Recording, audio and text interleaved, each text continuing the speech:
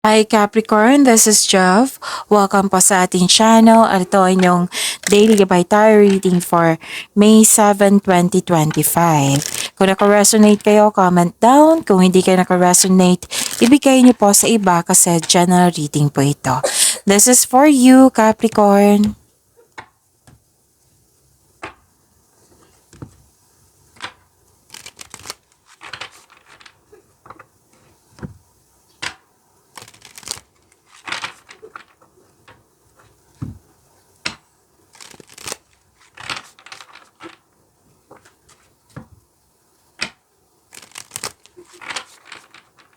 Para po ito sa inyo, Capricorn.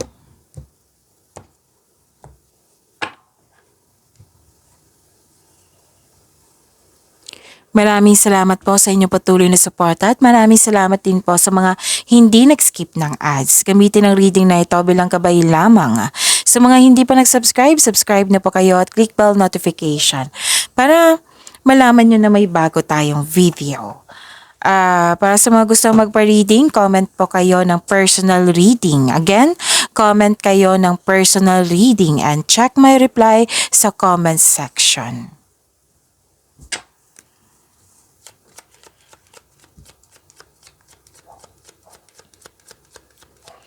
Spirits Guide, mga ganap pa para kay Capricorn.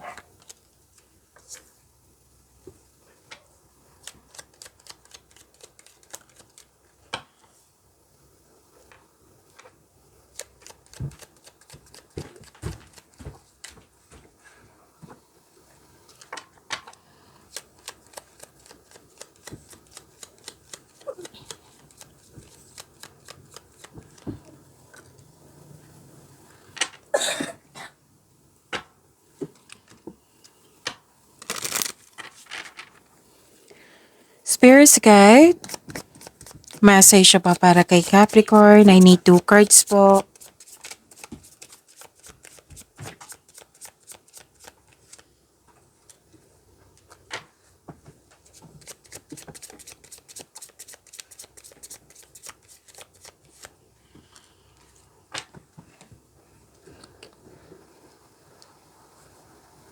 Okay, Capricorn. May dumating na opportunities na kailangan nyong bigyan ng best decision and best choices. Dalawang card na mismo nagsabi dito na kailangan nyong magdesisyon. So, yun. At saka may importanteng ganap sa passion mo. Mag-ingat lang po kasi nagalit kayo dito kasi nasaktan kayo. Nagkaroon ng argument. May nagkasundo dito na dalawang tao. Pwedeng kayo ito sa isang tao. Ikaw at yung isang tao or yung dalawang tao na concern mo. Pwede din na deal, long-term agreement, signing of contract. Pwede din nag-usap sa marriage contract. May kasal, ikakasal, yun, proposal.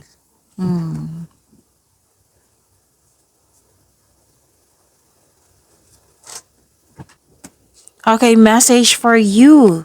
You need to have faith in yourself and your abilities first. And it's a reminder to stay true to yourself and your values.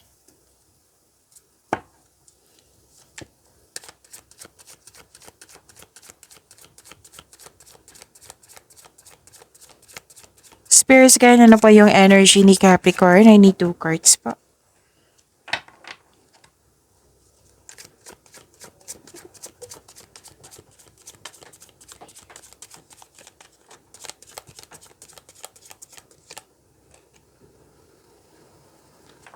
Kung may narinig kayo or may nakita kayong repeating message, like for example, nanood kayo ngayon ng May 6 and May 7 yun na video reading, kung may napansin kayo na repeating message, yan po yung pinupush ng course na kailangan yung bigyan ng atensyon, solusyon at aksyon kung maaari po. So ano yung energy ni Capricorn?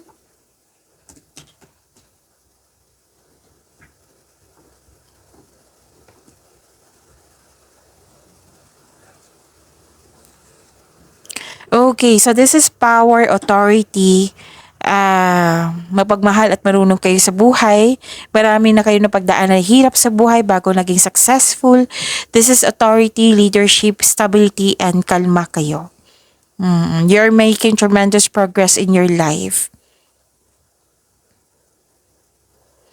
And kailangan ng pagbalansa dito kasi may nakita kong disbalansa dito. Pwede sa emotion to, sa sitwasyon nyo ngayon, sa status mo ngayon, or sa isang tao.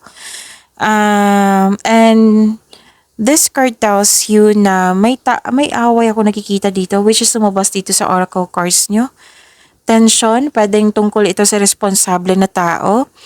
And may nakita rin akong advice dito na you have to save money, control on overspending.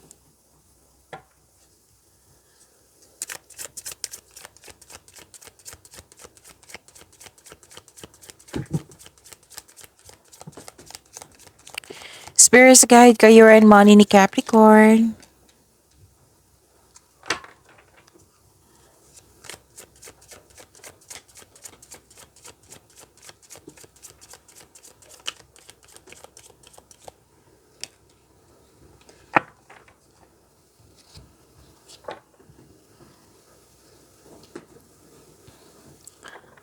Okay, so this is... Okay. May opportunity kasi dito na tinanggap niyo agad kasi wala siyang konkretong plano pa. Tinanggap mo lang agad. So, pag-iingat din sa pagtanggap ng opportunity. Kailangan kasi ng paghahanda niyan. Pero din nagisisisi kayo sa tinanggap niyong opportunity kasi may dahilan kayo. So, kita ko dito yung bad mood mo. Pero wag kayong mag-alala at the end of the day. May nakita ko dito ang pagkakaisa, fulfillment sa pangarap. Okay, so fulfillment sa pangarap, success in workplace and home. Tapos, i-acknowledge mo ang nagbigay ng suporta sa'yo galing sa isang group of people and I believe this is your co-workers or family mo. Kung ikaw ay may balak na mag-change career, know that you have a very supportive friends and family. Actually, nakikita ko dito, fulfillment sa pangarap, granted yung manifestation mo. So, ang ganda. Claim niyo po.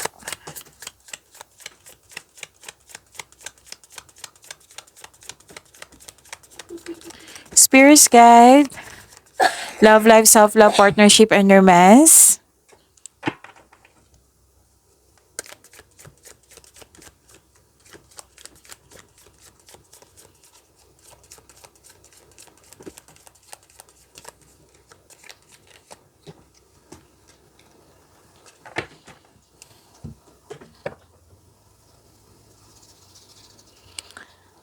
At may nakita ako dito sa inyong love life, self-love, partnership, and romance. From your energy to here na may concern talaga kayo sa isang tao na hindi marunong magbigay halaga nang dahil sa kanya hindi naging stable yung emotion mo. Tapos pwede din nagkaroon ka ng alinlangan. Actually, may nakadepend sa inyo na tao dito. Tapos nagkaroon ka ng alinlangan. Yan yung nakikita ko. Parang may naghihingi ng guidance sa inyo. Mag-ingat din kayo sa communication sa ibang tao kasi baka may masabi ka na hindi niya magustuhan. Or pwede din nireject mo agad yung tao na gusto makipag-usap sa iyo.